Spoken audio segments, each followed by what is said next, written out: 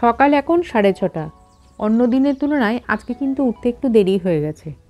বাইরের দিকে হালকা রোদ্দুর উঠেছে। কেন জানি না এবার শীতে সেরকম একটা জমজমাট রোদ্দুর উঠছে না। কেন উঠছে না জানি না, হয়তো আরেকটু শীত পড়লে উঠবে। আজকে টিফিনে বানাচ্ছি চাউমিন।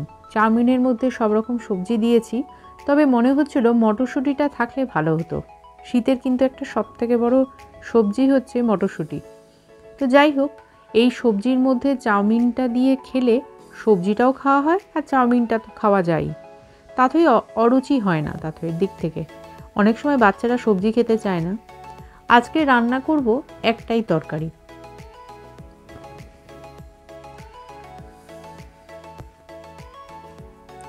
চাউমিনটাও আমি রাত্রেই সিদ্ধ করে রেখেছি, ফলে রান্না করতে সুবিধা হয়।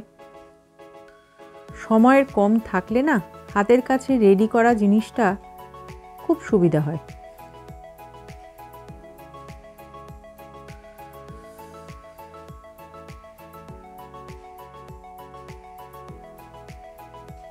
চাউমিনের মধ্যে আজকে আবার একটু আদা কুচিও দিয়েছি। আদা কুচি নিরামিষ চাউমিনে খারাপ কিন্তু লাগে না।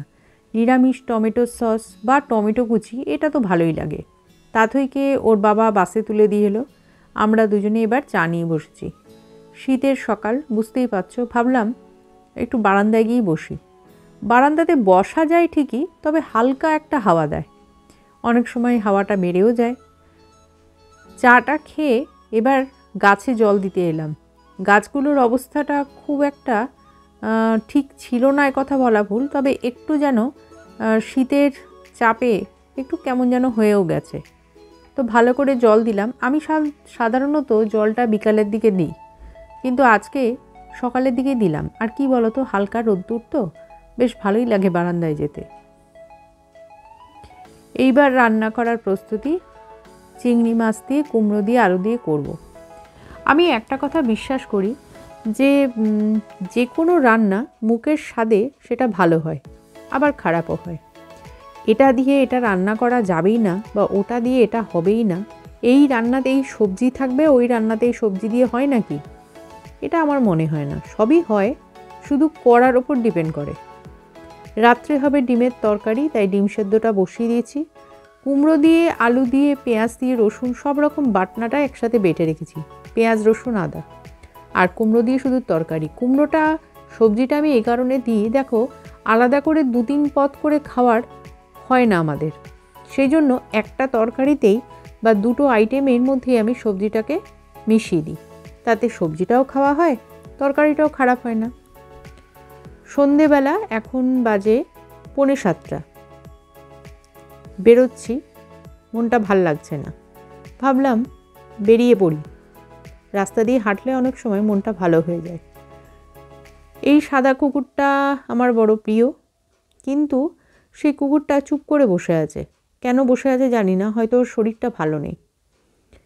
রাস্তা দিয়ে হাঁটতে হাঁটতে ভাবলাম কি করি। কয়েকটা জিনিস কেনার আছে, কিন্তু সেটা কি মন খারাপের ভালো হওয়ার যথেষ্ট কি হতে পারে জানি না। ভাবলাম কেনার আগে রামকৃষ্ণ মিশনে যাই, একটুখানি কিছুক্ষণ গিয়ে যে গান হয় বা যে নাম হয় সেগুলোকে শুনি। মন খারাপের কিন্তু এটা একটা বিরাট বড় ওষুধ।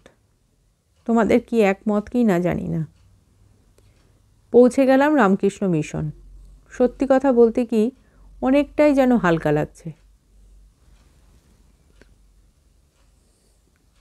নিকট বলিয়াছেন, ও কথা কইতে কইতে অমন করে ছুঁয়ে দিস কেন জানিস?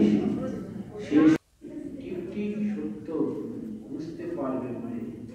ওই রূপে স্পর্শ মাত্রই অপরের যথার্থ সত্য উপলব্ধি করিবার পথে অন্তরায় স্বরূপে দণ্ডমান শক্তি সমূলকে নিজের ভিতর টানিয়া লইয়া তাহাদের প্রভাব কমাইয়া দেওয়া, বা ওই সকলের চিরকালের মতো একেবারে হরণ করা সম্বন্ধে অনেক দৃষ্টান্ত ঠাকুরের জীবনে দেখিয়াছি ও শুনিয়াছি।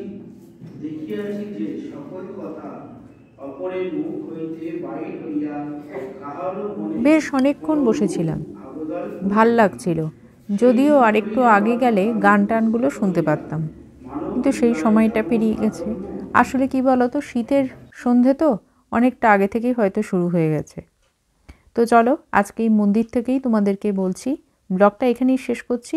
আশা করছি যে যেখানে আছো, যদি ব্লগটা কিছু অংশ কোনো জায়গায় ভালো লেগে থাকে একটা লাইক করে দিও। নেক্সট ব্লগে আবার আসছি।